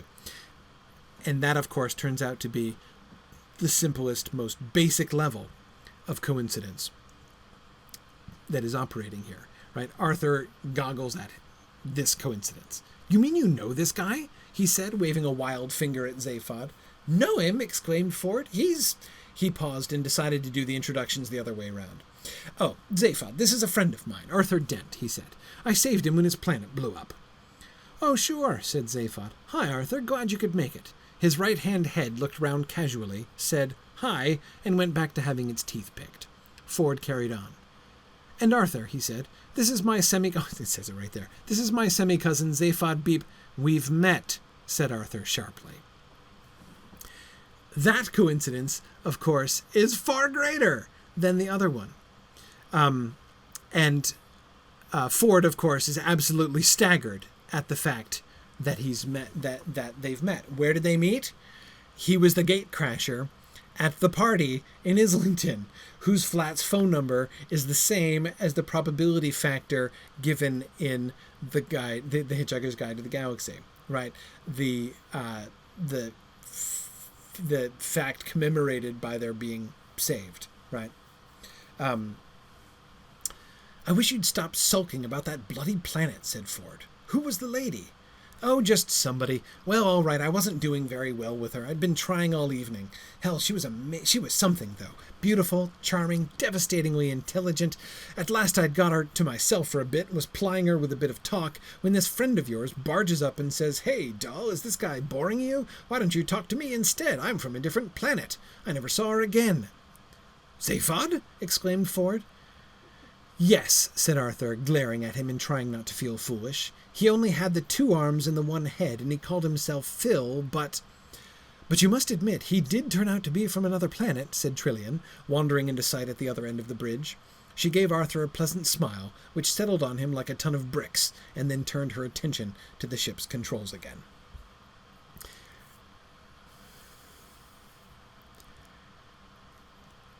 The real improbability, right?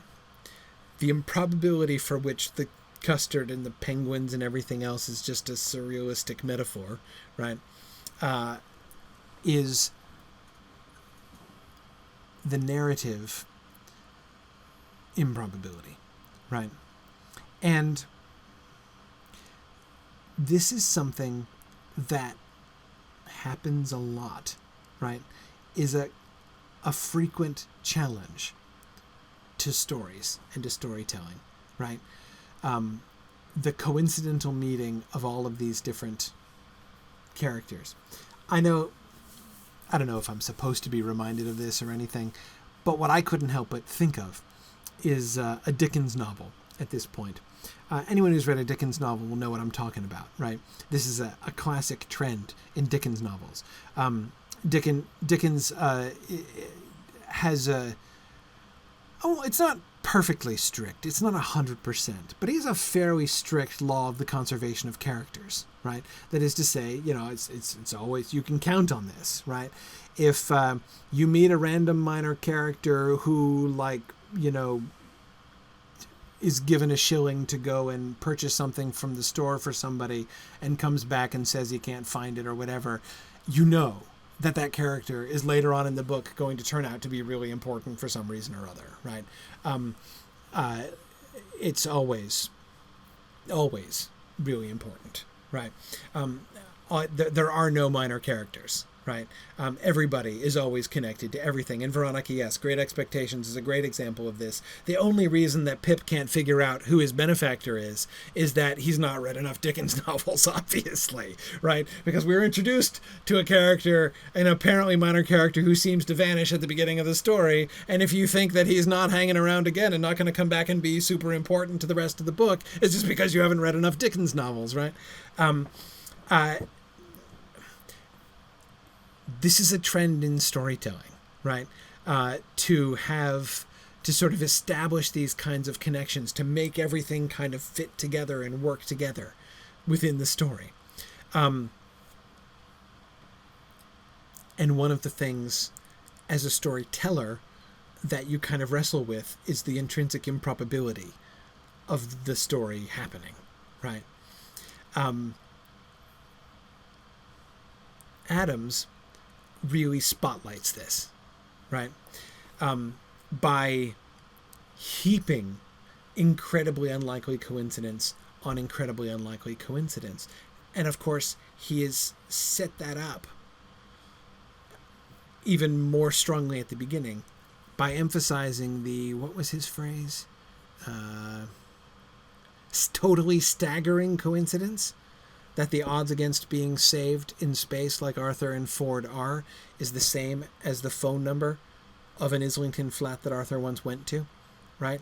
But again, we don't even realize yet exactly how staggering that coincidence is. That in fact, it begins to seem impossible to really believe that this stuff is a coincidence at all, right? This seems like destiny, right?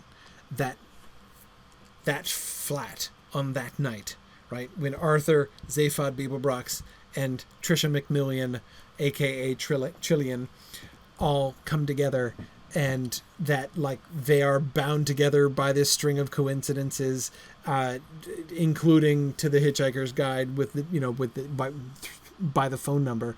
And remember, the shipboard computer, who Zaphod is too busy telling to shut up to listen to what it says, though Trillian hears it, right? That your life is determined by telephone numbers, right? That it is really significant. Yeah. And in the midst of all of this, we have an engine, an actual machine, right? Which is generating almost infinite improbability.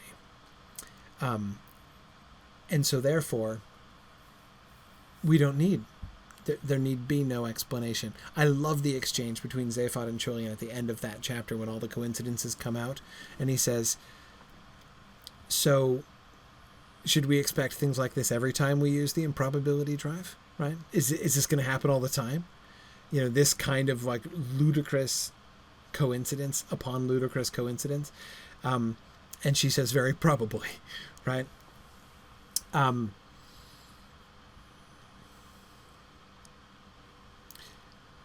But this is where I begin to wonder, what is, coming back to the narrator and the point of view of the narrator, right? Because there's a further level of improbability here, that the phone number of a flat on planet Earth, right? That Earth being as insignificant as it is, as the narrator insisted in the first paragraph of the book, and now posthumously insignificant, right? Yet seems to be the apex of everything, right? Seems to be everything here, the sort of the product of the improbability drive, all of it revolves around Earth, this one party in Islington on planet Earth, right? Think about that. Think about the narrator's connection. That is, think about the narrator's target audience of humans. Think about deep thought as we're going to meet him next time. Because, of course, we will soon, I should say, be given even more reason to think that it's not a coincidence, in fact, that the Earth actually is at the epicenter of things, right? In the sort of the final irony of the whole thing. And yes, Tom, I agree, the very worst poetry of all time was also on planet Earth, so that just shows you how central it is and how important it is to the galaxy as a whole. All right. I will let you guys go. It's getting late. We will come back next week, so we'll have class next week. Then we'll skip a week.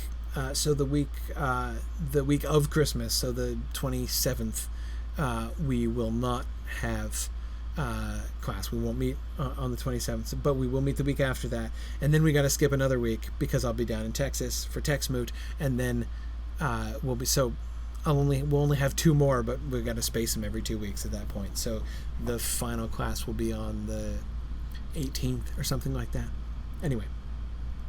Okay.